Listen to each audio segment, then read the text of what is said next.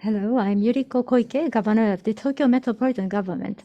Thank you for joining us today at the Circular Innovation Forum 2021, organized by the Tokyo Metropolitan Government. I'd like to thank the delegation of the European Union to Japan and EU-Japan Center for Industrial Cooperation for their generous support. The environment on our planet is facing a major crisis.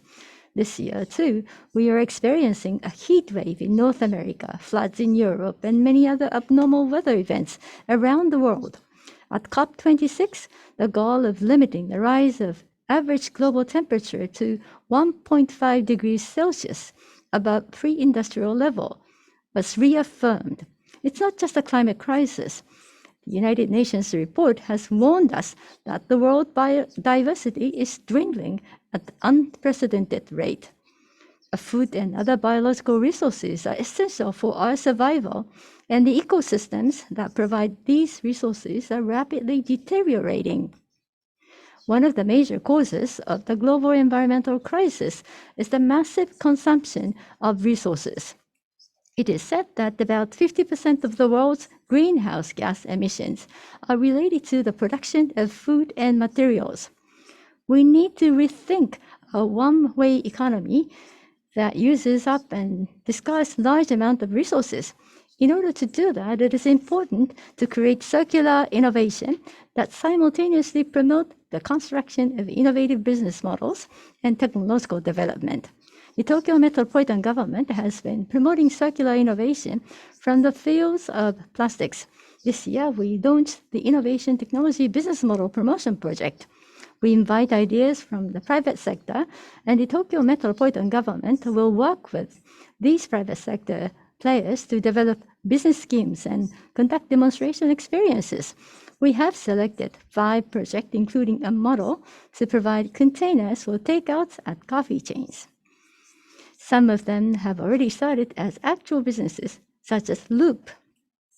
Circular innovation is now being promoted in many countries around the world. In today's forum, we have speakers from business, industry, and local governments in Europe. We also have practitioners from major cities in the Asia-Pacific regions participating as audience.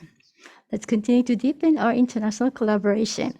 It is our important responsibility to pass on to the next generation the global environment in which we can live with peace of mind. The Tokyo Metropolitan Government will do its utmost to decarbonize economy and build a circular economy in order to achieve virtually zero CO2 emissions by 2050. I would like to call on civil society, industry, and various stakeholders to join us in this effort. Now is the time to act. Now, Ambassador Patricia Flo of the Delegation of the European Union to Japan will now deliver her message.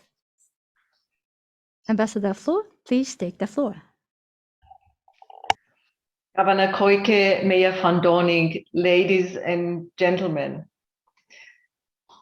It is my pleasure to join today this event of the Tokyo Metropolitan Government and to talk about European Union policies on the circular economy and related topics. The recent COP26 in Glasgow was yet another wake-up call for all of us. We must finally tackle climate change resulting from the impact of human activities globally.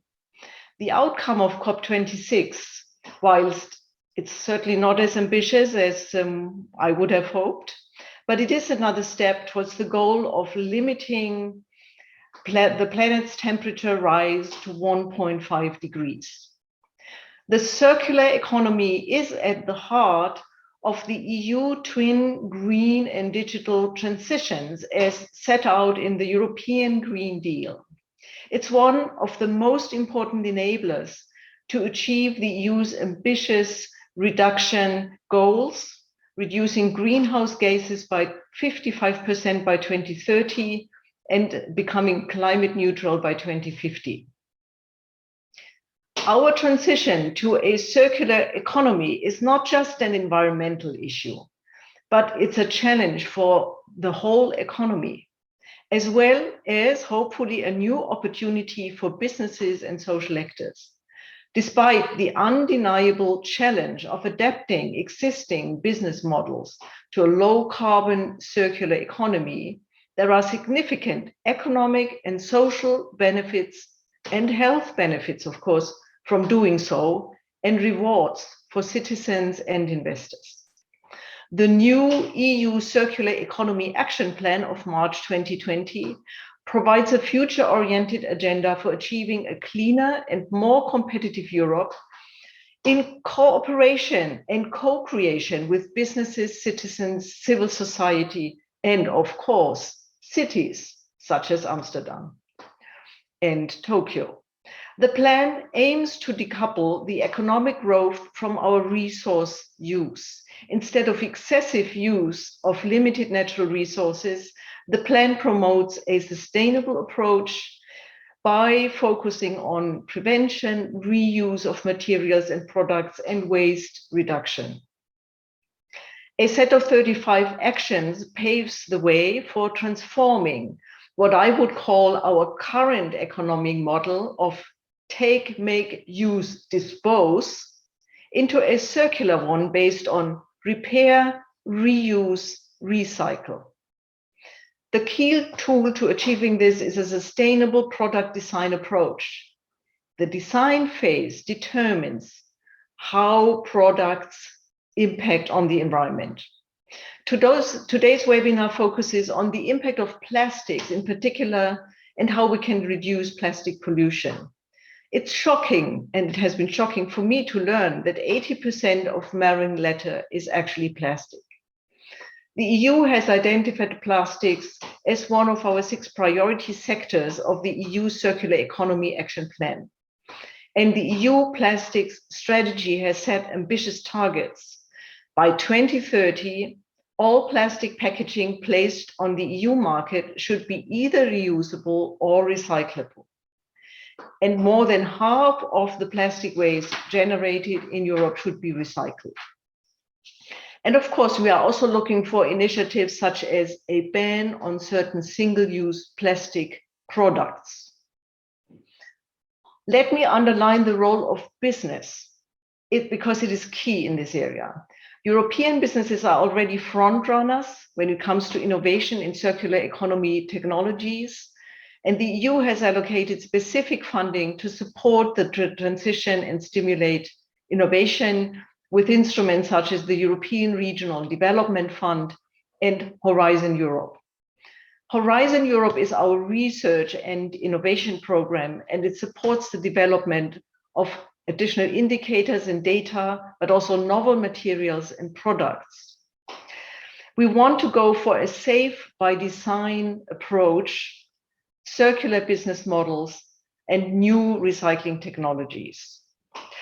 Specific actions can, in addition, support the development of skills, training, and mobility of researchers. That's what the European Institute of Innovation and Technology also promotes and coordinates with universities, research organizations, industry, and small and medium businesses. Last but not least, let me mention briefly the EU regime for intellectual property, because it also needs to be adapted to the green transition. And the new intellectual property strategy will actually ensure that intellectual property remains an enabling factor for the circular economy. I agree, it's time to act now. So I wish you all a fruitful exchange during this webinar. And I'm looking forward to now listening to our next speaker. She is Marieke van Doorninck, the Vice Mayor of Amsterdam. And let me say that Amsterdam's circular policy is one of the most advanced in Europe. Marieke, you have the floor. Thank you very much, Mrs. Floor, and thank you very much, Governor Quixote. It's a pleasure and honor to be part of this forum today, and thank you very much for the invitation. Tokyo and Amsterdam have strengthened their relations in the recent years, and I'm happy that we also extend our cooperation in the field of sustainability and climate change. And doing this in an event which is in which the European Union is also a partner makes this even of a greater relevance. And thank you very much for telling a little bit about the circular strategy of Amsterdam and on which it is based. Can I have the next slide, please? So maybe just a little bit about our city. We have almost 750 years of experience, and we're reaching out to 1 million of inhabitants with a large budget. We have a government since 2018 with a mayor and 8 deputy mayors and a city council of 45 members. As I said, our new government is since 2018, so we have elections next year. But this government has set a set of very high ambitions when it comes to fighting climate change. Can I have the next slide, please? What we want to do is to make sure that we have a reduction of CO2 compared to 1990 by 55% in 2030 and 95% in 2050. So we're very happy that the European Union has joined our high standards when it comes to the 55%. Also for our circular goals, we want to have 50% of less raw materials by 2030 and to be fully circular in 2050. And in order to get there, you need a roadmap. So we designed a roadmap that shows us how we can reach those goals. Excuse me. So we were looking at what our total emissions are at this moment and how they are being produced. So we have been looking at the built environment, at mobility, at energy, and the industry. And we set goals for the different pillars of how we produce our emissions and have roadmaps in order to get the goal for 2030 and how to get the goals to 2050.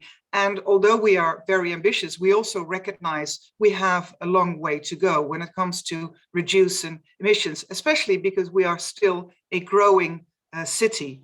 Can I have the next slide, please? But those emissions that we make ourselves are very little if we compare it to the emissions that are indirect, those emissions that are made somewhere else in the world for the products that we use.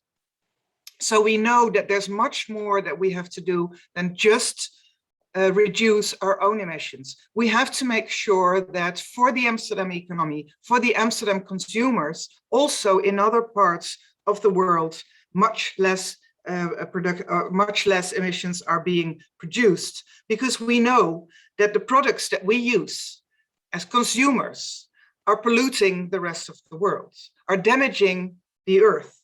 So, and it's also producing an enormous amount of waste. As you can see, 1.260 kilotons come into the city, but 8.5 megatons are leaving the city as waste, often being burnt and still not enough recycled.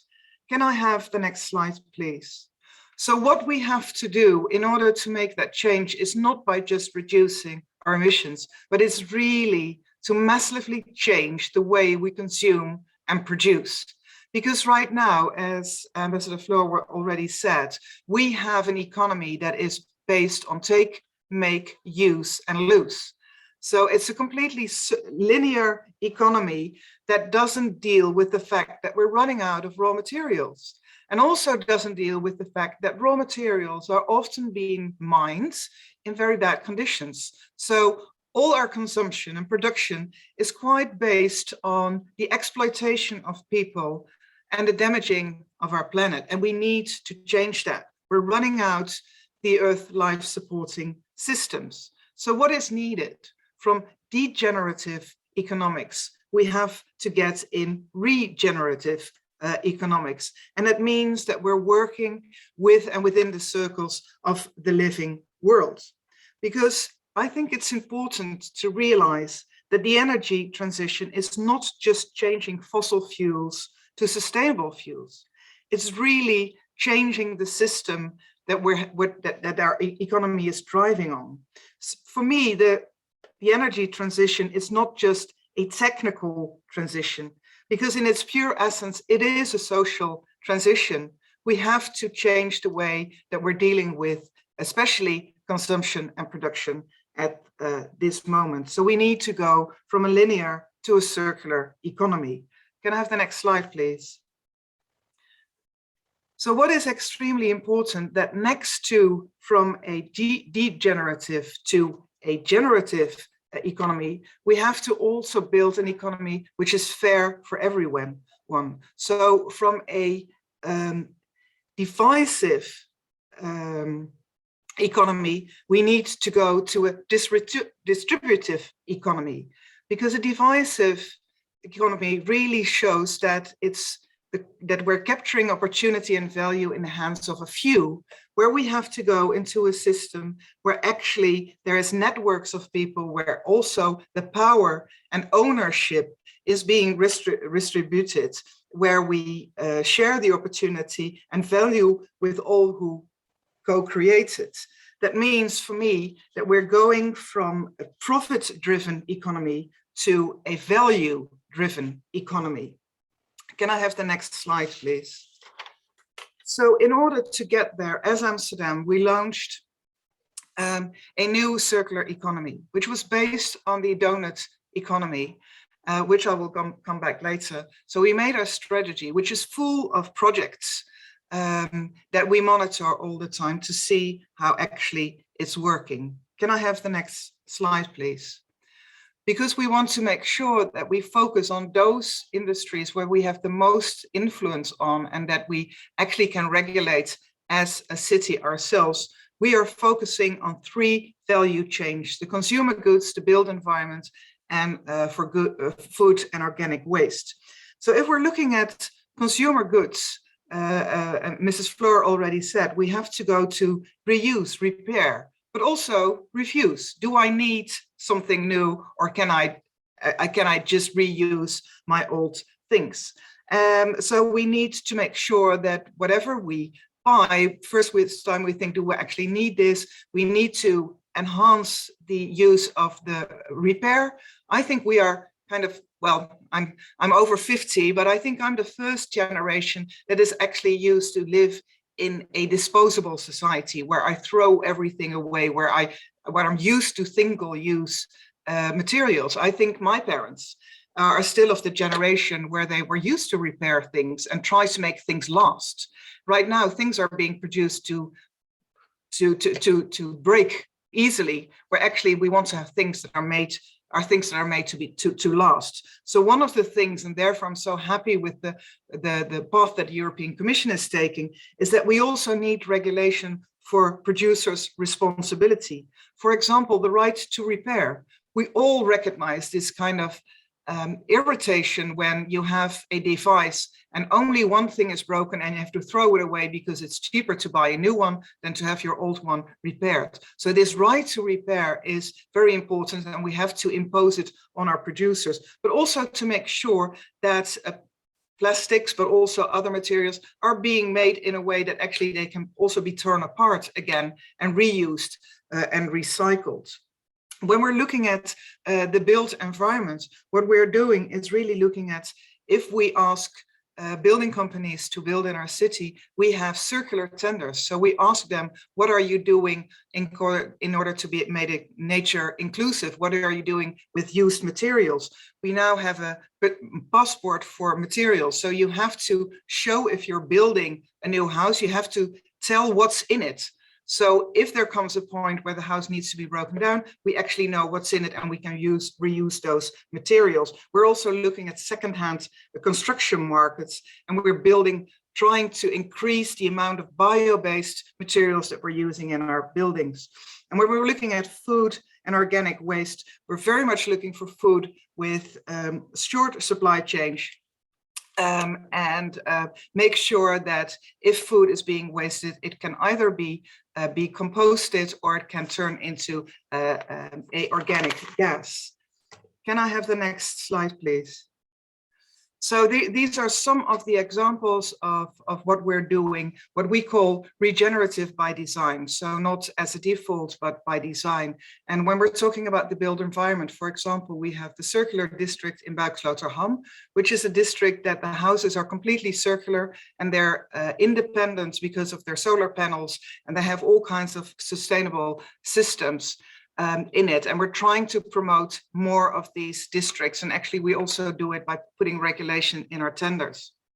The Ajax Stadium, which is the big football club here in Amsterdam, when the chairs of the stadium were done, we made designer chairs of it so the fans could have their own Ajax chair in their house. And we're also looking at, we also have an industry right here in the neighborhood of Amsterdam where textiles are where textiles are being sorted in a way that actually we can take all the fibers out of and use them again. Can I have the next slide, please? But also distributive by design is something that we're working on, for example, which is sometimes harder than just regenerative, because regenerative is how you do things. When you look at distributive, it's really about distributing power again. And for example, community land trust is made so that people in a neighborhood have much more to say on what is happening in their neighborhood. For example, when we are urban development is taking place in that neighborhood, that actually the community has something to say and also can benefit from the progress that is happening. And it's not all going to the builders, but actually we make sure that the people work there. Boeren voor Buren is a project where we have shorter supply chain from the farmers in the neighborhood of Amsterdam who are giving or for less money selling their, let's say, products that are not so good to people with little money. And we have circular housing corporations where we make sure that people who are renting are also owning the buildings. Can I have the next slide, please? Can I have the next slide, please? Thank you. So working on the circular economy with all these projects, we thought we also need a good model, a good way on how to base that. And that's why we came to Kate Rayworth, because she has already made the model where we can put this fair distributive economy together with a regenerative economy. And that means that we have to live within the donut, and living within the donut means that we make sure that nobody comes short of life essentials, such as clean drinking water, such as an income, such as a political voice, such as a house. But also by doing so, we don't overshoot the planetary boundaries. And the white circle, that is what we call the sweet spot, where we can make sure that we're living within the donut and we don't overdo the planetary boundaries. Can I have the next slide, please? So if we're looking at the world right now, we are completely out of balance. We are overshooting the planetary boundaries by climate change, biodiversity loss, but we're also coming short when it comes to social foundations. We see that a lot of people lack housing. We see that there is not enough gender equality, and a lot of people in this world don't have a political voice. Can I have the next slide, please? So what we did in Amsterdam is ask Kate Rayworth to draw a city donut for the city of Amsterdam, to draw a portrait to see how we are actually doing, how we can be a sustainable city, which is also a fair city, and not only for the here and the now, but especially also for the there and the then. So not only for us, but also for our grandchildren, not only for us here in Amsterdam, but especially also in other parts of the world where we know people have less contribution to climate change, but are suffering the most. Can I have the next slide, please? So what did Kate do? She was looking at the four lenses of what it means, as I said, those four things. So how we are doing socially on a local level and socially on a global level, how we are doing on an ecological level, locally and globally. And all the time, the main thing was, what would it mean for Amsterdam to thrive or to make others thrive? And this gave a picture of Amsterdam. We can call it a donut, which is for us a mirror, but also a monitor. Can I have the next slide, please? Because it showed us where we fall short and where we have to do more on a social level, but also on an ecological level. And where we're looking at projects that actually combine those two. Projects that are working both on ecological sides as well as on social sides. For example, this project where we have short supply chains from the farmers in the neighborhood of Amsterdam directly to people with low income. So we can't do this alone. So it's not just Kate telling civil servants what to do, but it's really how do we include the full population of Amsterdam by trying to live within the donut. It's not a theoretical exercise. It is actually working together to see where we have those shortfalls and to see where we can have those change. So we had many neighborhood workshops where they actually were not only looking at what Amsterdam is doing, but what their own neighborhood is doing and where they can make those changes to meet the planetary boundaries and the social needs of the people. And all the outcomes of these of these neighborhood workshops were validated with sessions with experts. So what we came up with was, can I have the next slide, please? An assessment framework for the municipal targets. So we used the donuts and we combined them with all the targets that we have as a city and see how we are doing. So as I said, having a portrait made of your city does not only mean it's a nice way to look at, because a portrait also is a mirror. It shows you what you do, and we can use it as a monitor to see how we are actually doing and how we're progressing when we're working with the donut as a tool. Can I have the next slide, please? So where we are now, it's a year and a half ago since we launched our circular economy, and we're looking and in a way working with the donut, working with the idea that we always have to look at both the social and the ecological sides of the new economy. And I'm kind of proud to say that after already 1 year, the state of the city, which is the annual speech on looking at how we're doing, which used to be a speech about how big our GDP was, how well we were doing, how wealthy we were. This time, the main topic of the state of the city was not how wealthy we are, but especially what the wide prosperity is in Amsterdam. So are we taking care of our social needs and are we taking care of our planet? Because the main goal of Amsterdam, can I have the next slide, please? Is to be a thriving, regenerative and inclusive city for all citizens while respecting the planetary boundaries. Thank you for your attention. Thank you very much. Thank you very much, Vice Mayor van Doorninck. It was a great lecture. Thank you so much.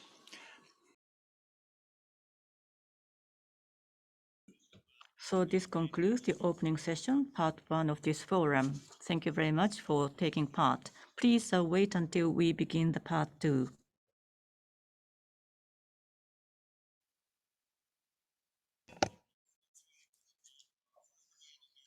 This is Circular Innovation Forum 2021. We would like to begin part 2, discussion by experts and business leaders. I am Furusawa, Tokyo Metropolitan Government Bureau of Environment. I'd like to serve as a moderator today. For those of you who are taking part in this forum, I would like to give you an instruction of how to use Zoom functions. As you can see from this screen, you can find an interpretation icon at the right bottom of the screen. You can select either English or Japanese. This discussion will take place either in English or in Japanese. Therefore, please select either English or Japanese, your preferred language, or you can also choose off watches to provide you with original audio. And after the session is over, we will have online questionnaire survey. I would like to ask you for your cooperation for filling out a survey. And for your own live streaming or SNS posting, it is not allowed. It is prohibited to post any of the section of this forum. So we have those 5 people to have the discussion by experts and business leaders. First, I would like to introduce all of the speakers here. First, former Vice President of United Nations University, Professor Emeritus of Tokyo University, and a former board member of Product Evaluation Technical Foundation Organization, Dr. Yasui. This is Yasui, very nice to meet you.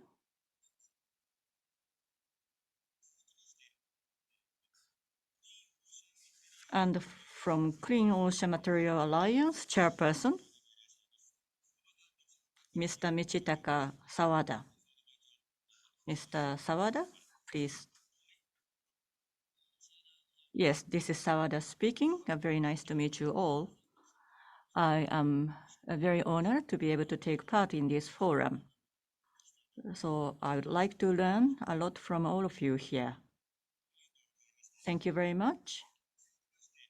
Next is an executive officer of 7&I Holdings, Ms. Mayumi Tsuryu. Ms. Tsuryu?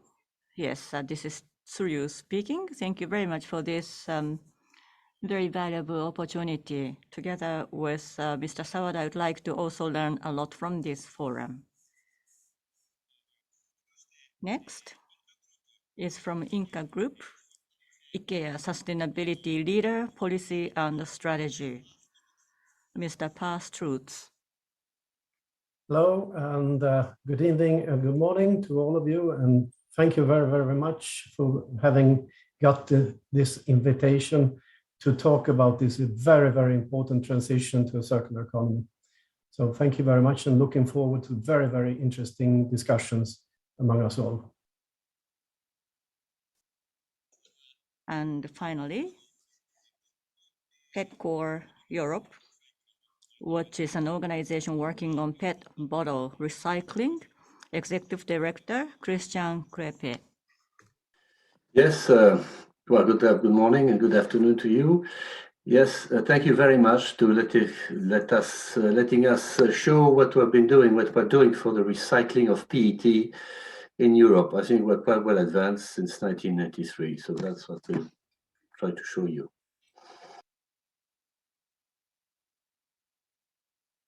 Thank you very much.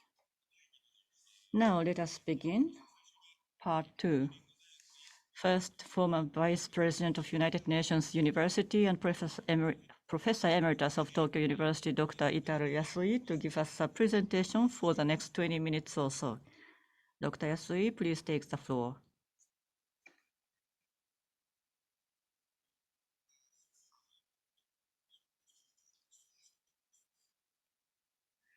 This is the title of my presentation.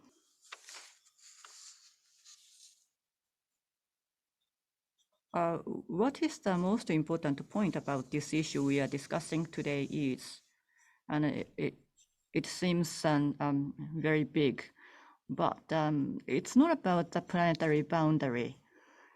There is a limitation to materials. So if we use materials, we come to the limit, and energies are being used, and that can cause global warming. Therefore, as much as possible, we have to work on recycling of the materials. So that is what we are talking about here. And that being the case, because we are in this situation, we have to do the recycling.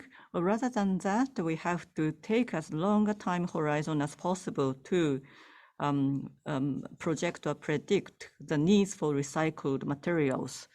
As you can see from here, we need to have a good understanding of the international situation, the possibility of resource depletion, global warming, and etc. So to avoid a depletion of materials is important, but how can we make sure that we do that? Recycling and reuse technologies need to be upgraded as much as possible. And of course, the cost can be the key here. So even if the cost may rise, this needs to be accepted by people. And when people start to accept the higher cost, recycling starts circulating. And as a higher problem, we have climate change. How can we consider that? When we use a massive amount of energy, that's not good for climate change. Therefore, in the recycling process, we need to minimize the CO2 emissions as much as possible. That is another new challenge. So what should be the time horizon we need to think about? Functional materials, how long are they going to be used? What would be their lifespans? That has to be understood in a future projection. But unfortunately, as of now, I don't think there are so many people thinking about those questions. Therefore, going forward, we need to broadly consider social needs and respond to these needs. That is what has to be done by companies. And if the companies do that, they will be the winners. And in any case, circular innovation is a top priority. And we need to grasp the overall picture. And we need to understand what is going on. And when it comes to functional materials, as you can see, these are the 4 fundamental issues that are written at the bottom of this screen. So thinking of those things, how can we create circular innovation? That is something we have to think of.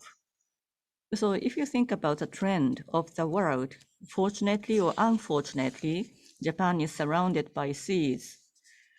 Therefore, Japan is a kind of isolated in a sense that we don't look at the world and we do things in our own ways. And the politicians in Japan tend to be like that. But then to understand the entire world and the planet is very important for Japan as well. When I give lectures at companies, what I say is that urge them to go abroad on your own or with one other person and feel what is going on in the world. But then because of the pandemic, you may plan to go abroad, but you may not be able to do that.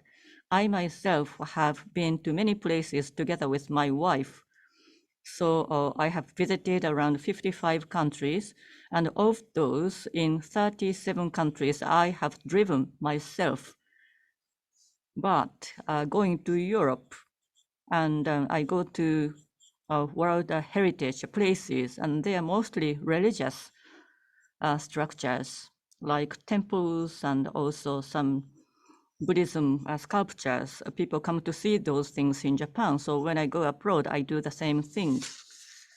So COP26 conference ended on November 13th this year. And once again, there was not enough discussion and agreement to move beyond the specific interests of individual countries, especially China and India came at the last moment to lax the agreement to a conclusion. So how can we respond to such moves? That is very important. China's obligation regarding climate change prevention, that's quite lax, as you know. And China in 2007 already became the biggest emitter of the world. And what we are talking about, which is materials, are they not something to do with climate change? Of course they have. When we have material recycling, we need to consume energies, and then energies consume or emit CO2. So technologies which do not emit CO2, they need to be deployed. And that means that the prevention of climate change needs to be addressed squarely. So this is about China's increase of CO2 emissions, and it has already exceeded the United States. India may eventually take over the United States, maybe not. And this is the data from 2018, 28.4% China, and the United States 14.7%. So it's actually already the double. And India is placed the 3rd. So of course, because of their large populations, it could be, it can't be avoided. So thinking about climate change, severe climate and the issue of typhoons. These can be the challenges, but the biggest problem is fossil fuels, and they can be used as emergency stockpiles, but for creation of materials, they may not be available any longer. So for materials, how can we address the issue of creation of materials? That is something we need to fully consider. So what we are talking about today is very much closely linked with the challenge of climate change. EVs, electric vehicles, especially in the countries in EU, those EVs are becoming very popular. There has been a shift, but the batteries for those EVs, they use a lot of materials, and therefore reducing the use of materials, actually there is a conflict or a contradiction between the promotion of EVs and minimizing the use of materials. So how can we cater to the needs for energies?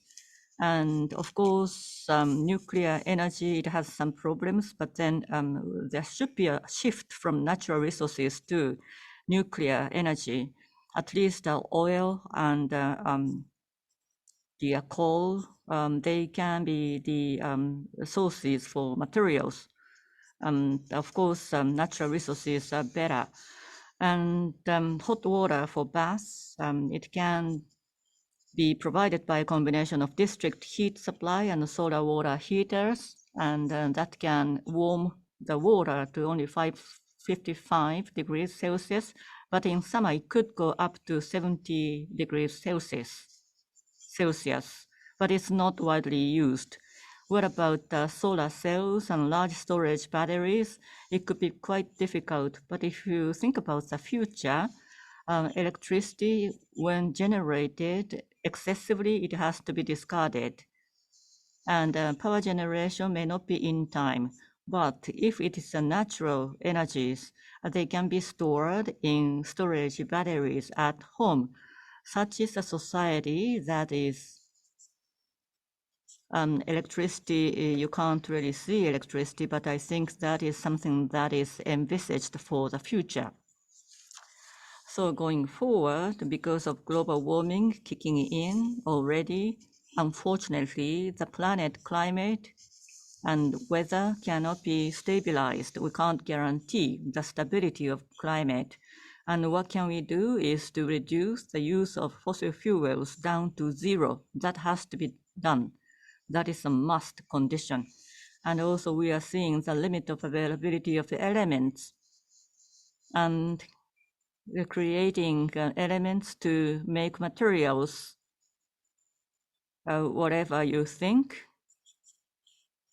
And well, if entropy is too high by mixing different elements, and if it's a mono element, that's all right. But if you mix 10 elements all together, you have to sort them back to each mono element, and that is too much of a work. Therefore, for the future technologies, we should try and reduce entropy as much as possible and suppress the increase of entropy as much as possible. And we only use materials that can reduce entropy. And such is the society we need to create, unless otherwise we can't address the issue. And of course, we have to go zero with CO2. But in any case, old technologies will be banned and will disappear from society. We need to understand that. If you think about the future in 2050, there are many difficult questions. How can we address those issues? Well, actually, those issues may not be so complex if you think about it, but then people don't think. So we need to really have enhancement of our own imagination, because what can be imagined, whether that is true or not, we have to have much learning to think whether your imagination is right or not. You have to be able to judge that by yourself. And apart from that, humanity, energy, and resources, they need to be understood from a fundamental civilization perspective. in some universities, this can be an official course that is mandatory for all students, but that's not done. And I spoke about the peculiarities of Japan. Japan can be quite peculiar, that cannot be avoided. But yet, I think it's very important that we modify this country, because Japan can be quite special, and we do not have energy resources in this country, no natural resources or energies. And wind may be available only in Hokkaido and in some parts of Tohoku region. And we do not have mineral resources either. So in that sense, we are quite peculiar. We have to understand that. So elements that are given to us, they are very, very valuable. Therefore, we have to recycle them to circulate, unless otherwise Japan will no longer exist in the year 2050. And as I said, power or electricity, it's a very important source of energy, and we will only have electricity as our energy source. But we have, I wonder why, but we have 50 hertz and 60 hertz, and we introduced the generators from Europe as well as from the US. That's why we have areas for 50 hertz and another area for 60 hertz. And we need to have a direct current trunk network that has to be built, but that has to be addressed by the government, but they won't probably do that. And also about the Paris Agreement. The target needs to be met, unless otherwise the living situation will become dire in any of our countries. And home use batteries, I would like to have one, but that's too costly, so I can't afford it. And to buy EVs, that can be a rational choice, but then I stopped driving, so I sold off my own car. So I don't own a car any longer, so I don't have an EV stationed at home. So that means that home batteries cost needs to come down, and I would like to purchase one. And talking about the use of nuclear power, and oddly, I'm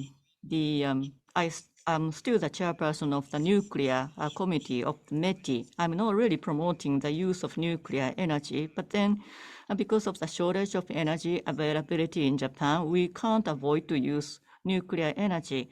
Thinking of global warming, as you can see, small module reactors, we do not have one in Japan, but by heightening the safety, we can still use nuclear power as a source of energy, and that can address the issue of global warming at the same time.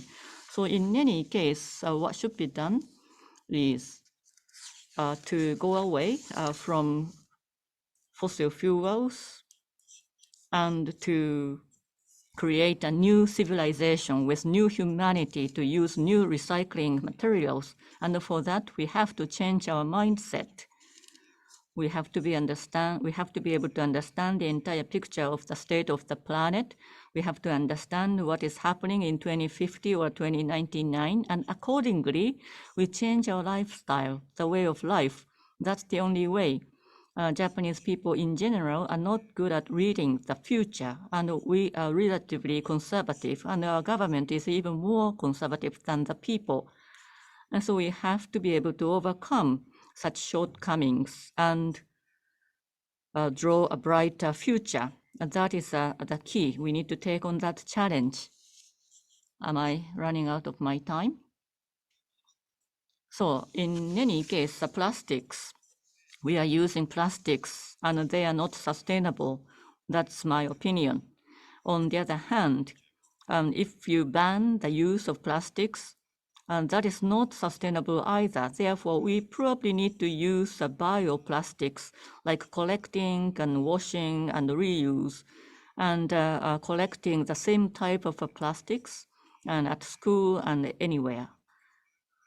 Bioplastics being incinerated, it does not emit global warming gases. Natural resources forests and agricultural materials need to be used for the bioplastic purposes, so it's not entirely good. And as for bioplastics, because of the carbon neutrality, we would like to move towards bioplastics, but then it's not easy. And in the case of bioplastics, well, if the plants, they decay, they emit CO2, but then CO2 is absorbed when they grow. Therefore, plants are considered carbon neutral, as you know.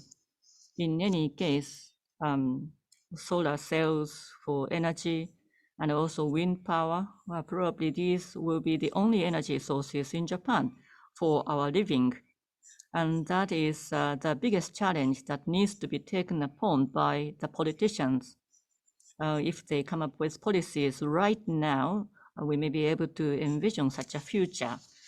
What about used plastics when they are discarded into rivers and also into the sea? That can be a problem. So how can we protect against that? We need to set deposits quite high. And I'd like to ask you this question. So for PET bottle, you drink what's inside. You purchase that from the vending machine and return that to the vending machine. So how much of a deposit would you be willing to pay for a plastic bottle? 10 yen? That can be a quite high social cost, but we will have to consider higher deposit for anybody to return those bottles to the vending machine. And in any case, the future society is going to be drastically different from the one we are familiar with. Innovation, you may think it's completely new, but what Schumpeter said about innovation was neue Kombinationen. That's a German word, and neue means new. Kombinationen means combination. So people talk to each other, and then they come up with something new from the combination of what's currently available. So that's innovation. It's quite simple. So for new element strategy or whatever, I think many people need to understand this is their own problem, and they need to discuss with others, saying that this is better, or that is better, or that is not good. So such a discussion needs to take place, and that is my strong wish. With this, I'd like to conclude my presentation. Thank you very much. Professor, thank you very much. The last slide, I have a question to clarify your slide. Neue Kombinationen, new combination, which means that innovation does not necessarily mean developing new technologies. That's correct. It's the new mindset, the way of thinking for 10 years, 20, 30, 40, 50 years from today. What do we need to think? So it is important to discuss thinking. That is also a type of neue Kombinationen. Thank you very much.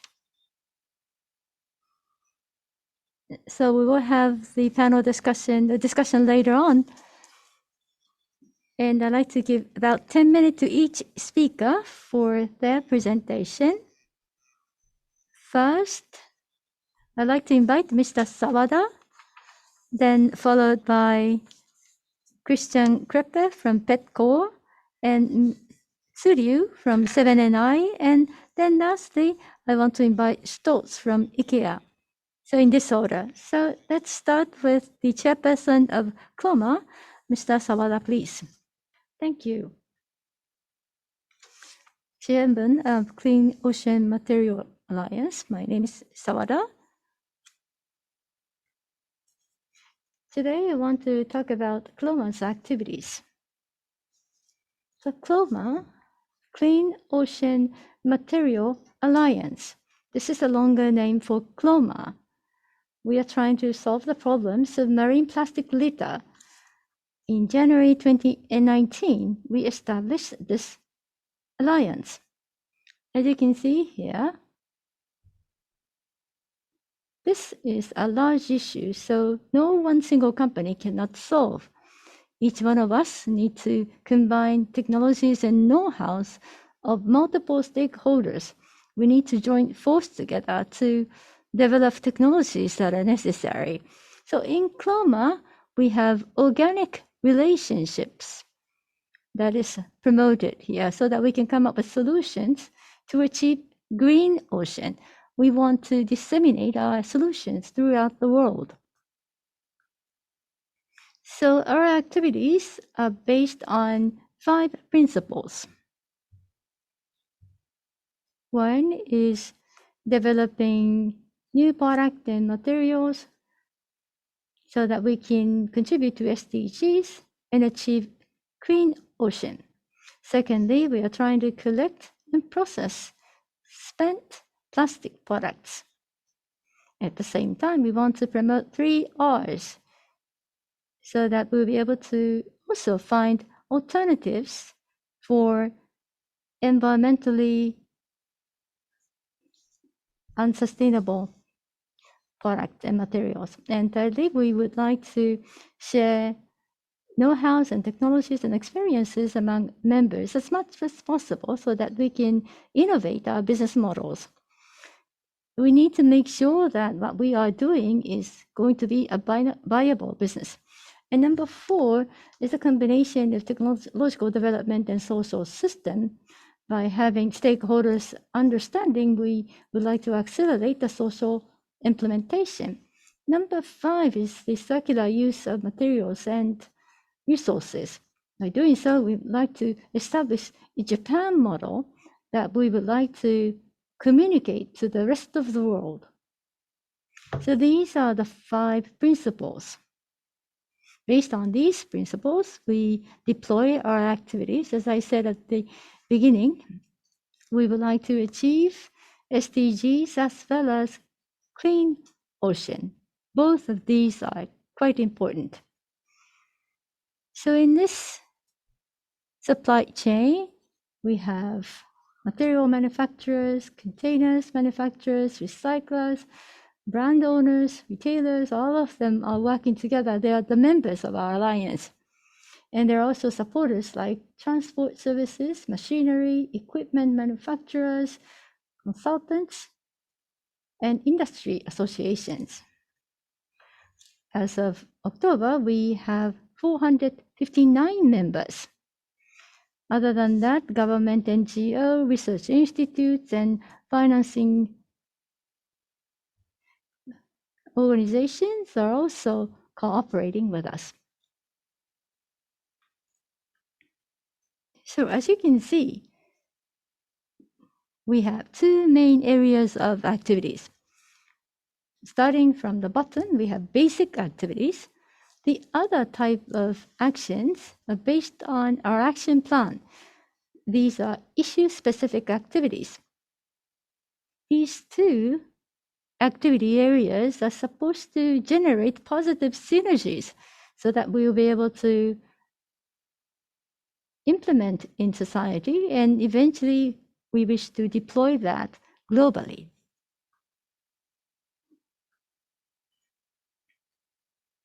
So let me introduce some of our basic activities. As you can see, we have 3 working groups. One is Dissemination and Promotion Working Group. 3R technologies, depending on different applications, optimum alternative materials will be promoted and proposed by this working group. And then we have Technology Working Group. They will be exchanging latest technologies. Sometimes they organize technological seminars. And the other working group is International Working Group, working with international organizations and other research institutions. By doing so, they can collect information, and eventually they would like to disseminate that information and technical consulting services to developing countries. I would like to share with you some of the specific examples of what we are doing. Dissemination and Promotion Working Group is promoting intercompany partnership. Specifically speaking, technology matching and business matching, best practice communication, and so forth. Including competitors, they are trying to promote diverse partnerships. In terms of our communication to the society, we participate in various exhibitions. We organize forums and symposiums. We are trying to communicate the information on what we are doing. As you can see, I am participating in this forum. So this is part of this activity. Especially when we are promoting intercompany partnerships through business matching. This is something that we are quite active. I will not be able to introduce these different partnerships today, but as you can see, different types of companies are collaborating to come up with a very effective exit, meaningful product development. As a matter of fact, these are only a handful of examples of business matching. There are many more positive examples. Although I don't have a slide today, municipal government and private companies are also collaborating to reduce container and plastic waste. In other words, promoting recycling of plastic waste. They have conducted many different demonstrations, and CLOMA is very actively involved providing support to these demonstrations. Some of the positive outcomes should be combined together so that we will eventually have much larger scale social implementation. Now, technology working group is working on addressing technological issues. First, they will try to understand the current technological trend and among members of the alliance. And they have technological communication. They sometimes do communicate with external research institute and carry out technical seminars. An international working group is, of course, promoting international cooperation. As I mentioned earlier, they have relationships with international organization, research institute abroad, and APW, for example, the NGO. They are also trying to provide information to developing countries. So this is an example of our relations with Indonesia. We set up international contribution team, Indonesian Cooperation Working Group. So the working group is working with Indonesian counterparts so that we can discuss for solutions to make sure that we will be able to deal with plastic later in the ocean sustainably. And we are making specific proposals, hoping they will lead to specific actions. This is a very positive collaboration. We are starting to see a very good direction. This is my last slide, as I mentioned earlier. Basic activities.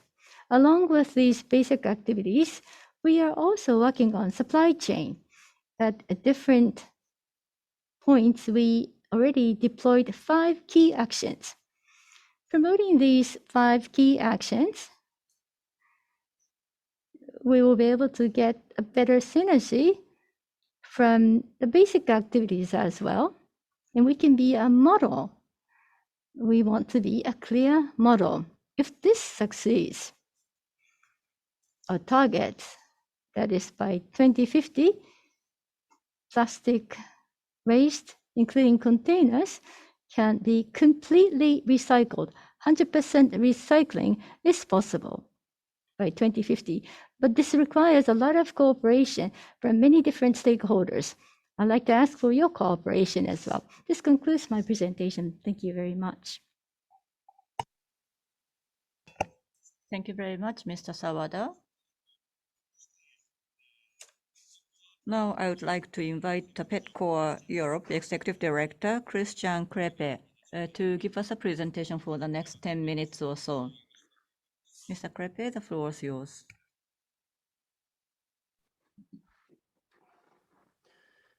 Well, Good afternoon again. I am Christian Crépet. Do you have the? Yes, thank you very much. Okay, and now I will explain first of all very, very quickly what is Petcore Europe. Okay, please change. Voilà, and change again, please. That's very quickly done. Very quickly, we started Petcore Europe in 1993, so we're very happy now when you hear the political world at long last to recognize that plastic can be recycled, especially PET. As you can see, all the big companies, well, many of the big companies like Imperial Chemical, Johnson, Eastman, Hoechst, were already, Shell, Akzo at the time, the big chemist of the 90s, has started this thing. And as you can see, in November 1993, the first guidelines went to the Ministry of Environment, to its technical services, went everywhere. It took 40 years now to have something, a bit something in the middle. Please change, and then we will explain to you how we have developed Petcore Europe now. Please change. Okay, Petcore Europe is a value chain. It is made out of association, which are the Producers Association, the Converters Association, the Recyclers Association, the Inc., the Master Batchers, the Trays Association. Well, we have the complete value chain. Can you change, please? Those are the associations, and now we go to the members. As you can see, we have the Eastman, the Dows, we have Coca-Cola, Pepsi-Cola, CDL, machine manufacturers like CDL or decontamination plants. Also, we have the whole lot. So it's very interesting because when we have a recycling problem, we try to find a recycling solution. Can you change, please? Well, there you go. This is another type of donuts where you have the monomer manufacturers, the converters, the brand owners, the recyclers, EPRs, which are producers' responsibility, extended producers' responsibility, recyclers, and also we have retailers. Can you please, machine manufacturers on the left, as you can see, you can change. Now, what is the heart and the lungs of our system are our working groups. Okay, you can see in our working group, we have a depolymerization working group, labels working group, because labels have to be recycled. It's vitally important. Reuse working group, reuse because we go towards refill. Okay, it's all about reduce, reuse, recycle. We'll come back to that in a minute. Okay, we have opaque and functional, difficult to recycle products. We have LCAs, very important to have LCAs and to have common LCAs. We found out that everybody have an LCA, so what we're trying to do in the EU is to have, in partnership also with the Commission, a common LCA for every material, and in which we are working on. Thermoform trays, very important. EPBP are the guidelines. It's a European platform designing all the guidelines for the recycle of PVC, of PET, sorry.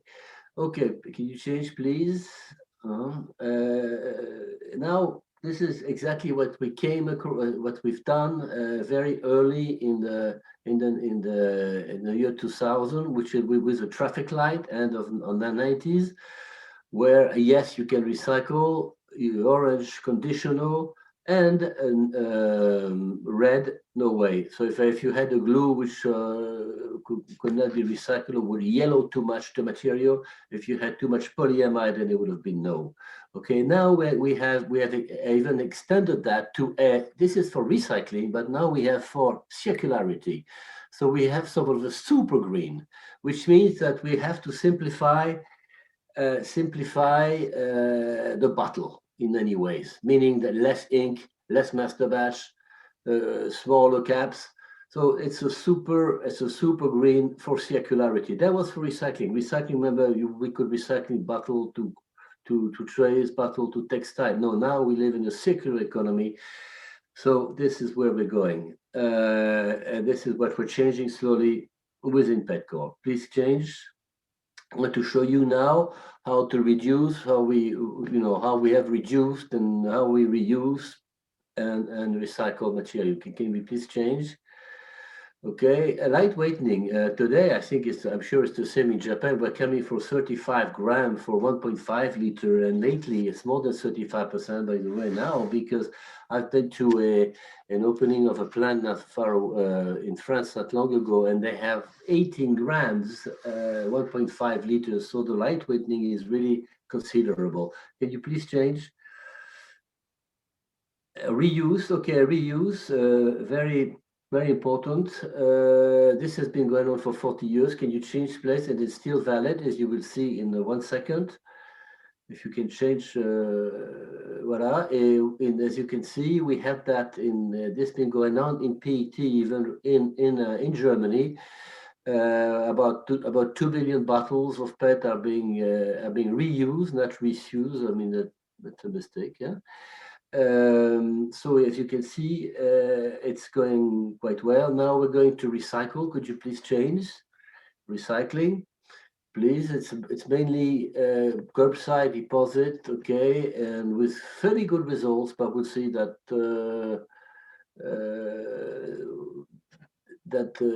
if we do not have a deposit, it's not satisfactory. Can you please change? Voila, please, again.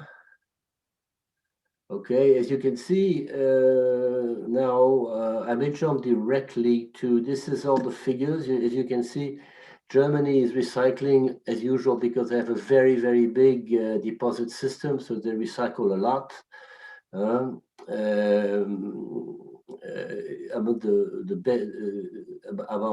the best ones, because mostly, as I said, and then you will see they're not there yet because they're much smaller. So I'm going to go to the next one, please. I'm going to show you where the deposit system is very successful. You can see Germany is on deposit with a 90, I think it's 97%, 98%. Then we have Netherlands with 95%, and we have Finland, where the curbside systems, this is with reverse vending machines, where the curbside systems are between 50 and 70%, with some exceptions, maybe in Belgium. Can you change, please? Voilà. This was mechanical recycling. So more and more, in order to develop the trade, but I think you have plant in Japan already, which I think at least I know about of 1 or 2 which are very successful, and they're even in France now. The objective is to recycle colored trays, bottles, and multi-layers. So we have in Petcore 14 startup with different technology, was enzymatic, glycolysis, metalysis, microwave, hydrolysis. We have all that, saponification. All this is starting. We have this 2025 goals where 25% recycled content will have to be applied. Will have to be met. Sorry. Okay, if you can please change again. And another tool. Okay, I just yes, yeah, another tool which is the impact analysis, LCA, cradle to grave. Those are the other tools that we put forward because we think that PET have the best CO2 footprint, especially when you have a reuse made of recycled decontaminated PET, then it's unbeatable. People like from glass or aluminum like to say that they're good, but definitely PET is leading the show. Other things which are very important, if you can change, please. We have started in Europe a monitoring system. If you can change again, yeah, no, go ahead. It was fine. Next one, please. Okay. Which is, it's all very nice to say we recycle and chop up and down and say we recycle is fantastic, but we need the monitoring. For a monitoring, the EU Brussels-based associations, okay, such as Plastic Recyclers Europe, Petcore, PCEP, which is the polyolefin one, has gone together, if you can change, please, to have a common monitoring system. This is, if you can change, please.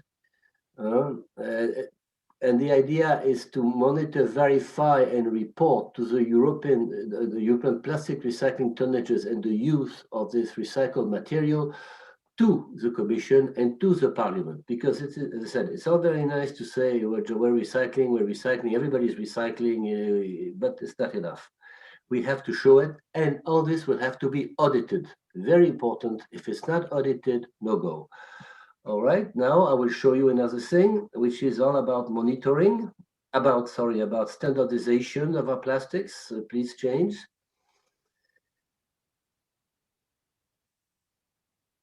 Yeah, can you please change? Voila, let's change again. Well, okay, very important. Standardization of a full system will, we're trying to work on, because as you know, in Europe, it's not like in Japan, we are very, well, although it's a balkanization with so many different countries that we're trying to see how we can standardize things, because everybody has its own way to do things. So we're trying to have a EU standards in the design for recycling, or the quality of the waste, very important, the quality of the sorting, okay, in order to have a good quality of recyclate, and in order to have, and we turn around like this, for a good recycled content. Okay, very, very important, quality management for recycled content, as I said, as the whole process we're trying to standardize. Not easy at all when you have, you know, from Sweden to Sicily, we don't think the same way. If you can change again, please. How to evaluate the recycling very quickly again. Yes, so we are setting up the guidelines. We have always an expert pool who is looking at the guidelines, having the guidelines and looking into the new products which are coming on the market, such as glues, labels, name it, inks, make sure they're food contact, because we have to bear in mind that all this is food contact, so we cannot mess around in recycling with food contact. Please change. Okay, and of course, what we also try to do a lot is try to communicate within the EU what we're doing, and how PET is a very, very good, not the only one, obviously, but a very good product for circularity. Thank you very much. This is now what I have, well, and we've signed a contract with Fleshman. Okay, that's not very important. Thank you.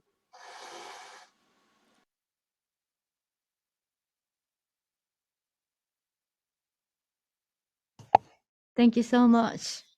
Mr. Crépet, thank you so much. Japan and Europe. This is the industry-wise initiative. The two speakers we heard were able to introduce industrial level cooperation initiative. Now we would like to invite representatives of companies from Japan and EU. First, I'd like to invite Ms. Tsuryu from 7&I Holding, what 7&I is doing in this area. I would like to share my presentation material.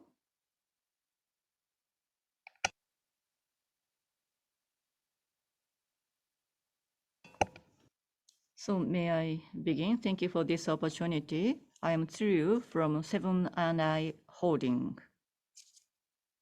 So I would like to talk about the role to be played by retailers, retail businesses in the circular economy.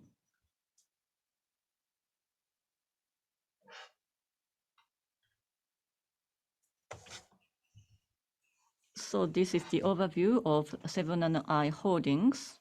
The reason why I'm showing this is when we think about the role of retail businesses in Japan, if you look at the number of stores, 22,600 stores we have, and they are visited by over 20 million people every day.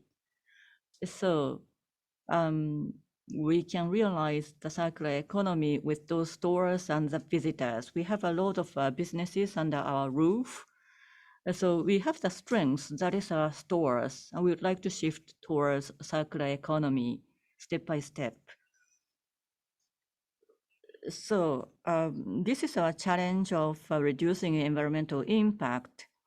So we have to make contributions to a better planet.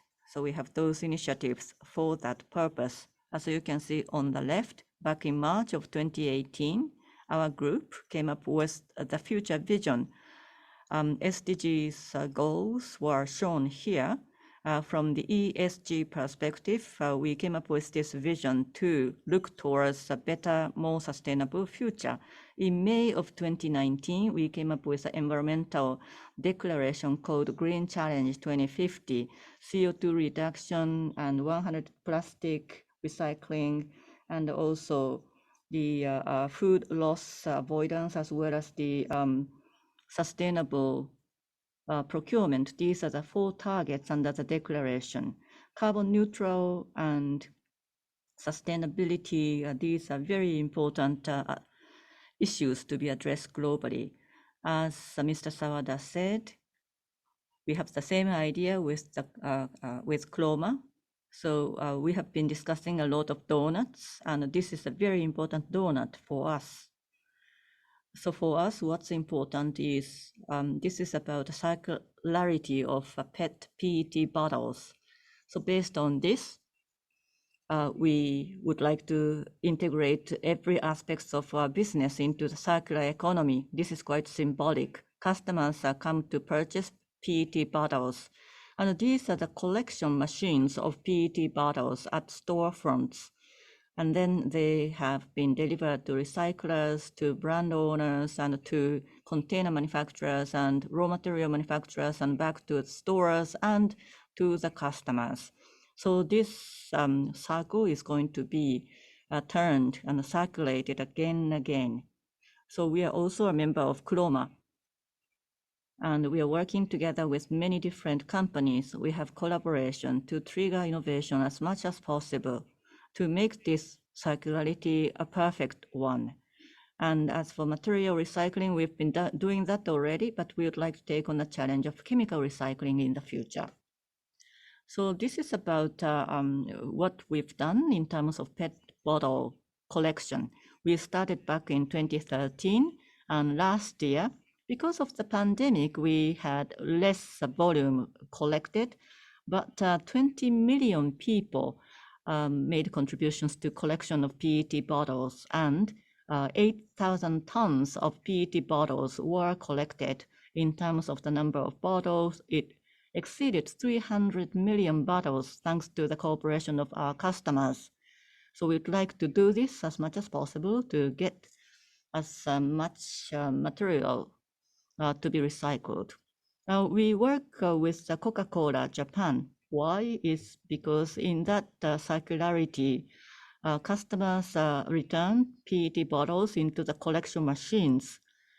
And then we have this circle to turn, and the bottles once again go to the hands of the customers. So this is a 100% circularity completed. This is the world first such attempt, thanks to the cooperation of Coca-Cola Japan. And we would like to expand this cycle even further. So we are very grateful that we are able to do that, to realize circular economy, to recycle PET bottles or circulate PET bottles. It's very important to have mono material, because this is mono material. We can complete the full cycle of recycling. And then these are the bottles which are 100% recycled for the next generation of the products. And another thing is this material, because this is mono material that can be circulated, but even further materials can be used, for instance, for different purposes, for instance, for underwear. And we were able to do this because previously we did this mono material for PET bottle. That is a model generated in Japan. That's why we could pursue even further circularity. We'd like to advance this even further. I love this photo.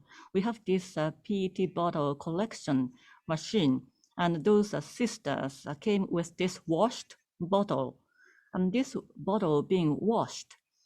This is a very important message for the next generations in the future. when bottles are washed and they are clean, we can circulate forever with innovation.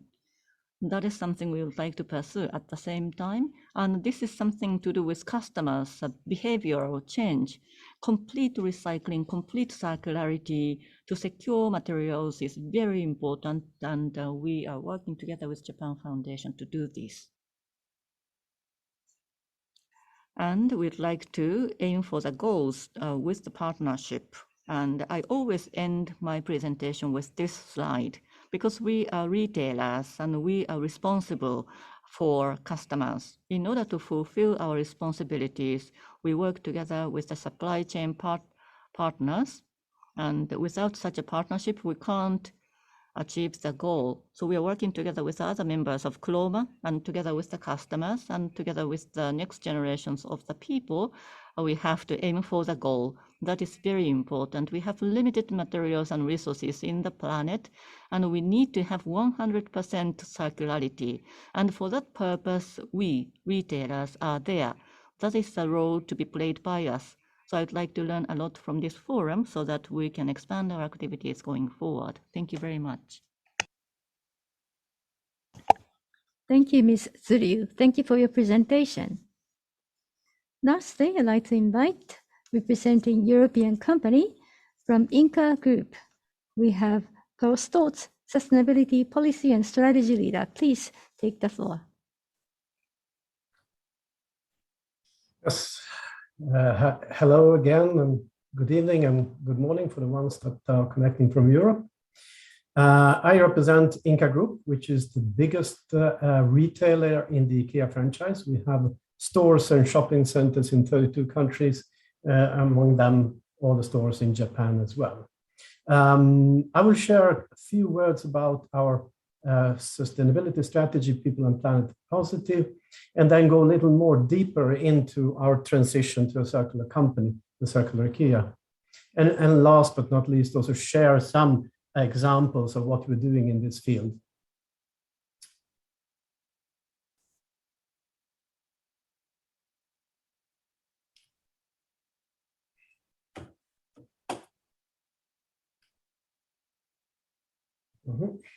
Some problems here. There you go. So People and Planet Positive is the sustainability strategy that we are using in IKEA in the whole value chain. So from supply, range, and retailing. It is a strategy that was launched in 2012, and it has now come to, I think, to the third version. And it is the strategy that will take us to 2030 with the appropriate additions during the way, because we all know that things change. It's not the first strategy that we have in IKEA for sustainability. The first one was launched in 1991. So we have quite a long history about working with the sustainability topics. And I would say also that now more than ever, they all are relevant for us as a company and as part of society. And if we look at the different parts of the strategy, it's divided in 3 points. One is the healthy and sustainable living, which is our efforts that we do with our customers to enable a more sustainable life at home. And here we can show some examples like the sales of our LED bulbs, but also the sales of energy solutions like PV panels that we have in some markets, and we aim to then have in all markets 2025. The second part is the circular and climate part, where, of course, circular is a big chunk, which we'll go into a little later. But when it comes to climate, just mentioning that we have signed on the targets for 1.5 degrees maximum climate change in the science-based targets system. And last but not least is our efforts in the social side, which is fair and equal, looking into how IKEA can be a good neighbor throughout the whole value chain. And just to share an example, I would mention our I-Way, our code of conduct that we apply to all suppliers that has been with us since 2000 and is now in the 6th version of itself, so to say. Looking into circular, which is the topic of today, it's a big transition, but it is also a big tool to enable us to live a better life within the boundaries of the planet.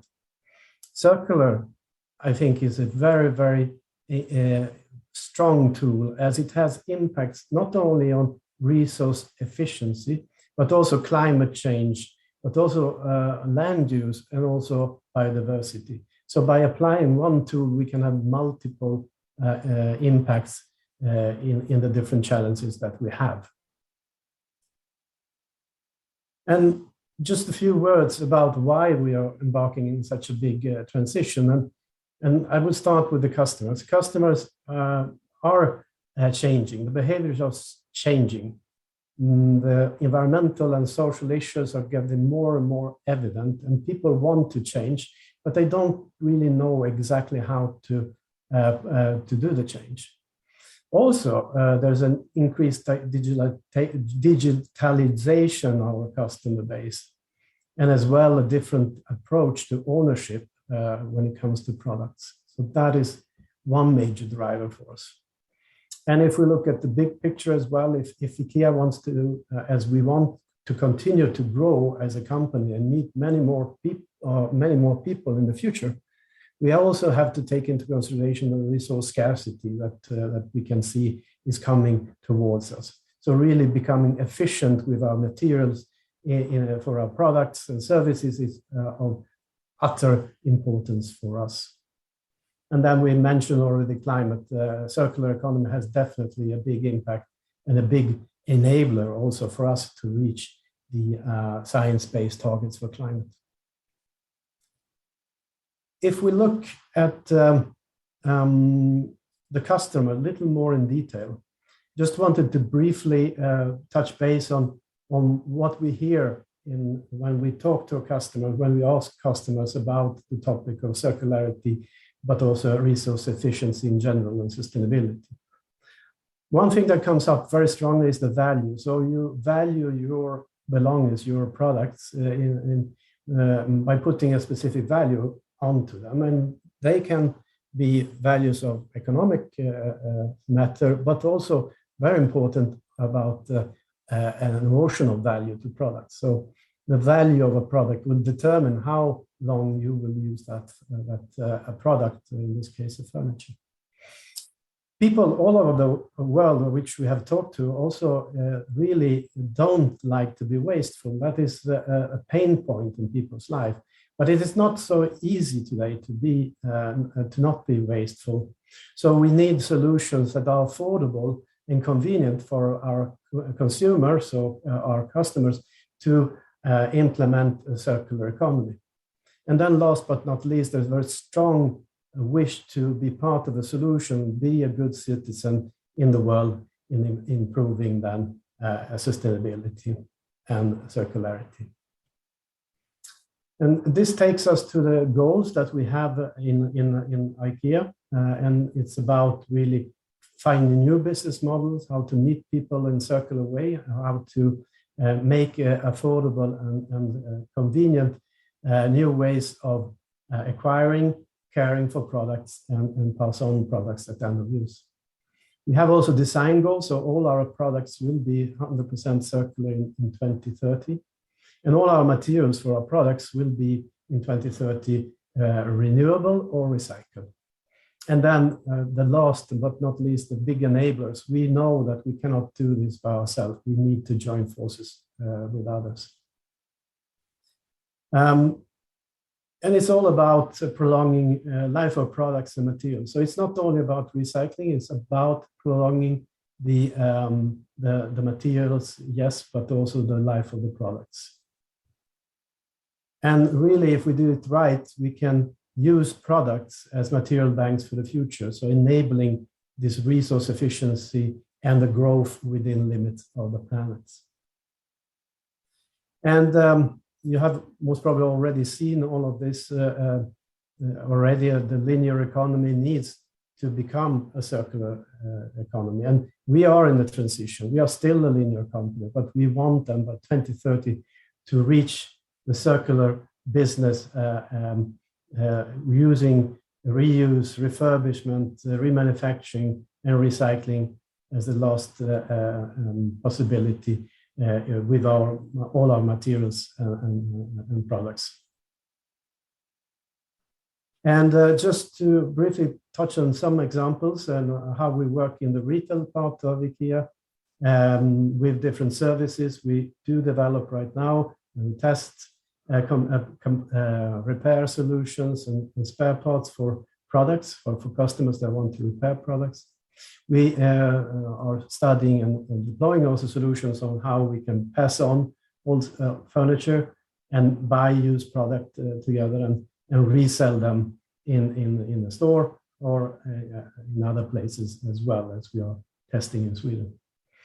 We're also then looking into how it would be looking like if our furniture would be a service and not just a product. And here we can see that there are opportunities, maybe not everywhere, but in certain niches like business to business, this seems to be a very interesting opportunity.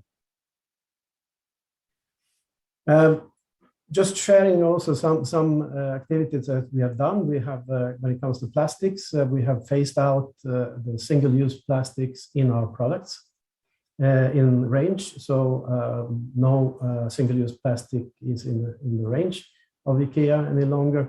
We have also worked to take away all single-use products inside or plastic single-use products inside our stores, like in the restaurants or bistros. And here comes a quite new announcement, which is fresh from the press, to be really honest. So I'm very happy to share with you today that we have now decided and gone public that we will eliminate all plastics in the product packaging of IKEA. So by 2028, there will not be any plastic components in our consumer packaging any longer. We also engage in communication with different stakeholders, not the least with legislators. And just to mention one example is the dialogue we have with the European Commission around the Circular Action Plan and trying to share our knowledge and experiences in order to enable as a good legislative proposal as possible to enable the transition to circularity.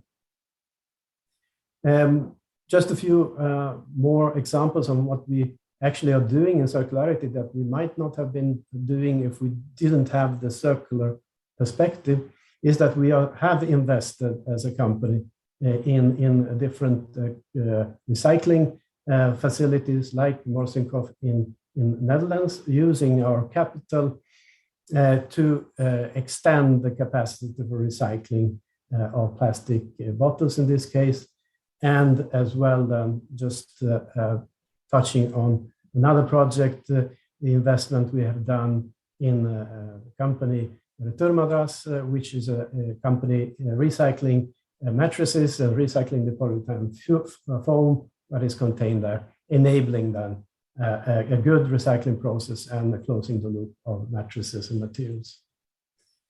And to finish up, we say quite often in IKEA, it's good to do good business. And really the transition to circular IKEA is a big, big part of that. Thank you very much.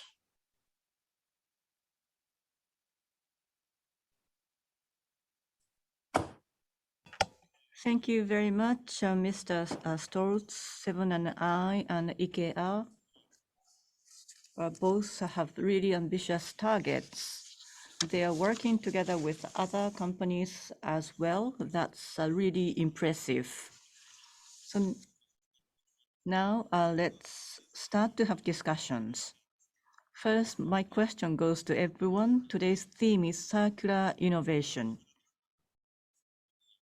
In what areas, what should be your focus? And especially, I would like you to talk about plastics. What kind of innovation is needed? And what are the most important initiatives in the industry? So what's your focus, what you would like to highlight? First, Sawada-san from Chroma, you gave us a comprehensive presentation about innovation. What's your focus? What's your highlight? Thank you very much. I think if you listen to the presentation of Dr. Yasui, I think it's all about new combination. But my idea at Chroma is for plastics and especially for circular economy, the usefulness of plastics need to be maintained. At the same time, we have to address the issue of plastic wastes in urgency. Reduce, reuse. A lot of others have spoken about that, but that's not enough. We need to have recycling at the same time. That means that recycling innovation becomes very important. It's going to be the key from the big point of view.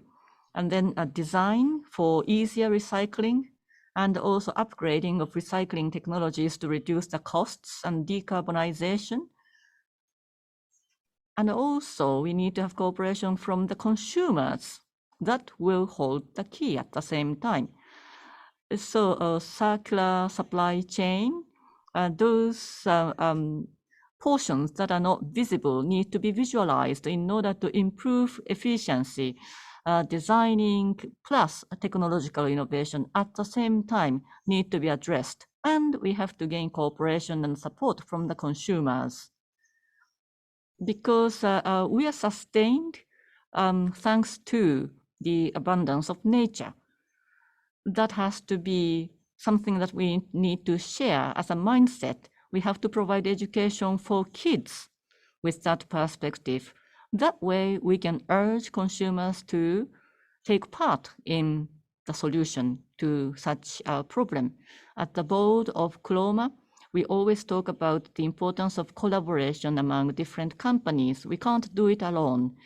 So companies, universities, and local governments, we need to collaboration among different stakeholders. At Chroma, we have observer members, that's Tokyo Metropolitan government, and 9 local governments are also taking part as observers. By combining the power of these different stakeholders, we can address the issue. So working together with materials, that is a kind of a key word or key phrase. So that's something that we would like to push forward. Thank you very much. Thank you very much. So the entire value chain or supply chain, starting from design of the product to cooperation of consumers, it's very important, and collaboration is also very important. Mr. Crépet from Petcore Europe, for the future innovation, what should be the key? Well, I think innovation, yes, of course, is very, very important. But number one, I think the most important thing, number one, is the collection. This is the biggest major problem we have in Europe, is a common collection for everyone. Once we have collected the material, of course, I speak about PET, of course, because PET, I used to recycle PET, I used to recycle polyolefins, polyethylene, I recycled PVC also, I was a recycler in the past, as you can see. But it's the quality of the waste. In Japan, you don't have that issue. You have a fantastic waste already coming. The bottles arrive already clean at the recyclers, so you're very lucky. But that's the first thing. Then the second thing, as far as innovation is concerned, is of course the design for recycling. I think design for recycling is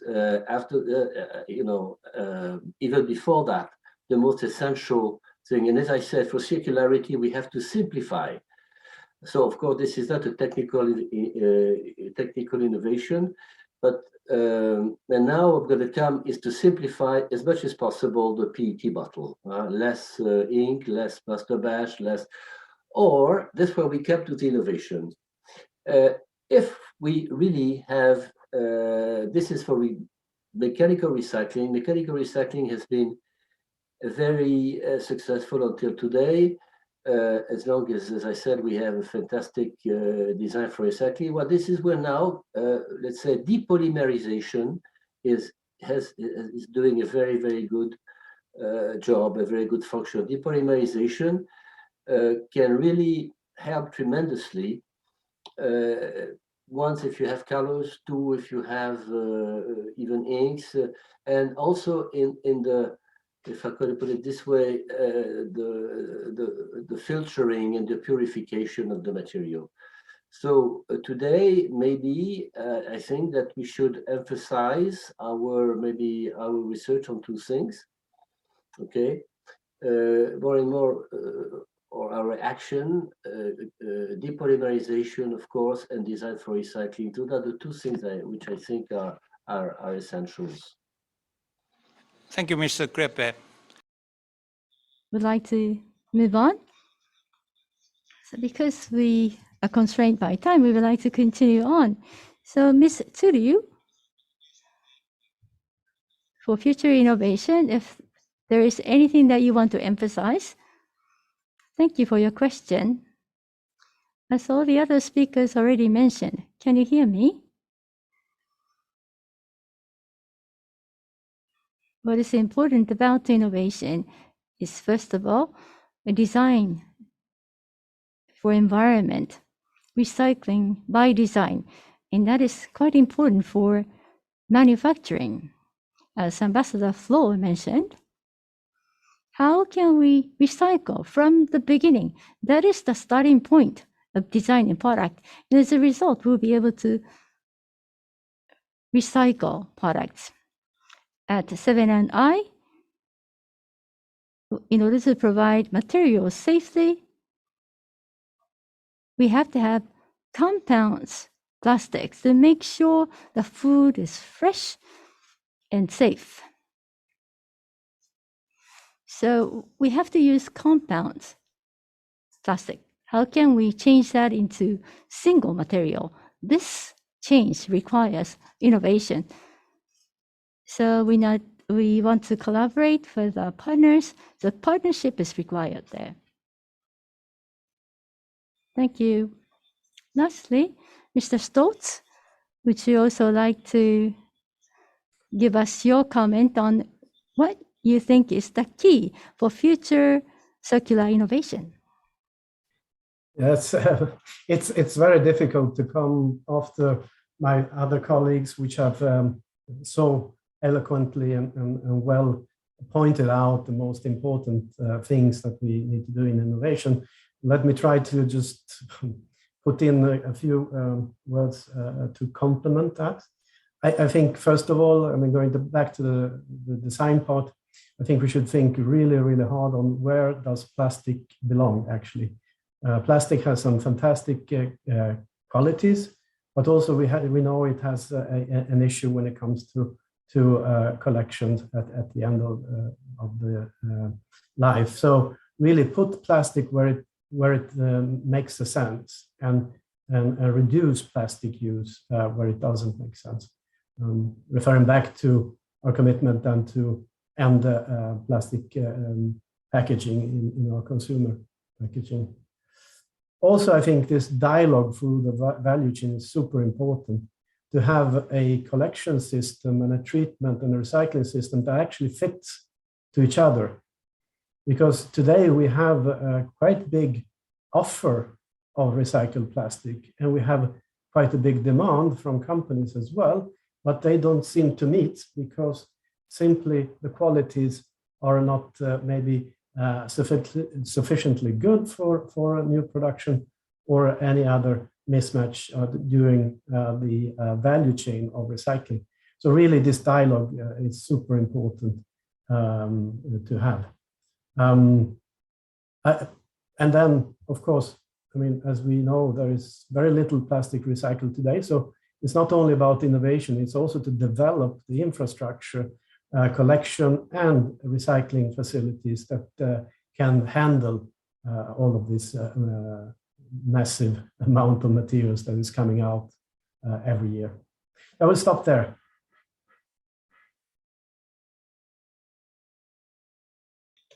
Thank you very much. We are running out of our time, so let us go to the last question. And this is a question to Sawada-san, talking about collaboration with local governments. As Tokyo Metropolitan Government, we also focus on that.